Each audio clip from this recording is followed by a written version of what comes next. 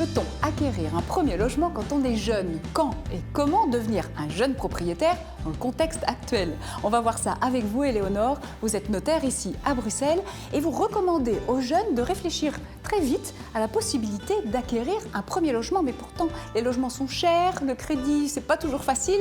Comment on fait? Alors, facile, ça n'a jamais été. Chaque génération a connu ses difficultés et ses challenges lors d'un premier achat. L'essentiel, c'est surtout de bien s'informer, de bien s'entourer pour préparer ce grand changement.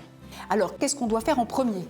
L'essentiel, ce serait d'aller voir son banquier afin de déterminer quelle est sa capacité d'emprunt qui dépend naturellement du fait d'acheter seul, d'acheter à deux. Il ne faut pas toujours attendre d'avoir 50 000 € sur son compte avant de se lancer.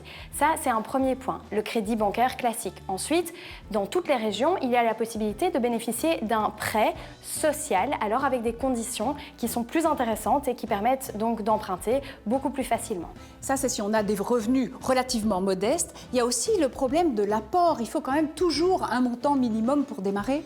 Oui, naturellement. Alors, les banques recommandent effectivement d'avoir un montant d'apport.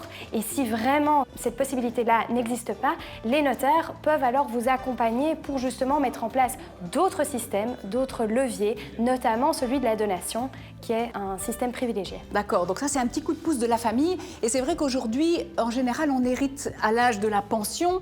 Donc si on veut aider les générations d'après à acquérir un bien, c'est chouette si la famille peut s'investir un petit peu. Comment est-ce que ça se passe pratiquement? Alors justement, le mieux, c'est d'aller voir le notaire qui va vous expliquer quelles sont les règles et quel est le cadre qui va trouver à s'appliquer à votre famille. Parce qu'au niveau de la donation, il y a toutes sortes d'incitants au niveau fiscaux qui font que c'est très intéressant pour des parents de donner à un taux réduit à leurs enfants. Alors, est-ce que c'est intéressant, est-ce que ça a du sens aujourd'hui d'acheter un petit logement? On peut trouver un 45 mètres carrés pour moins de 100 000 €, pourquoi pas s'y installer quand on est jeune, pour ensuite changer ce petit logement pour un plus grand plus tard. Oui, naturellement. Si vous achetez petit et que ensuite vous revendez pour acheter plus grand, vous aurez quelque chose qui correspond mieux aux besoins de votre famille. Vous aurez également plus de fonds propres alors pour investir plus. Et par ailleurs, au niveau d'autres incitants, vous avez notamment au niveau fiscal toutes les réductions dont on peut bénéficier. L'essentiel, c'est de ne pas être propriétaire d'autre chose. Donc, il faudra revendre pour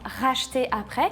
Et par ailleurs, au niveau bancaire, vous pourriez également utiliser les crédits et les garanties que vous avez consentis pour votre premier logement pour alors ce second investissement et ce second achat dans lequel vous allez aller vivre. Très bien, alors quand on est prêt pour vraiment pouvoir rechercher un logement avec une enveloppe définie, qu'est-ce que vous conseillez pour faire une offre en bonne et due forme? D'appeler son notaire afin qu'une offre vraiment sur mesure puisse être établie. Et une offre, c'est engageant, donc il ne faut pas se tromper. Bien sûr, accord sur la chose et sur le prix égale vente. Et donc, une fois que la vente est conclue, c'est beaucoup plus difficile de rediscuter des conditions par la suite. Merci Éléonore pour toutes ces infos. J'espère qu'on aura donné envie à quelques jeunes peut-être de se lancer, en tout cas d'y réfléchir. À très bientôt.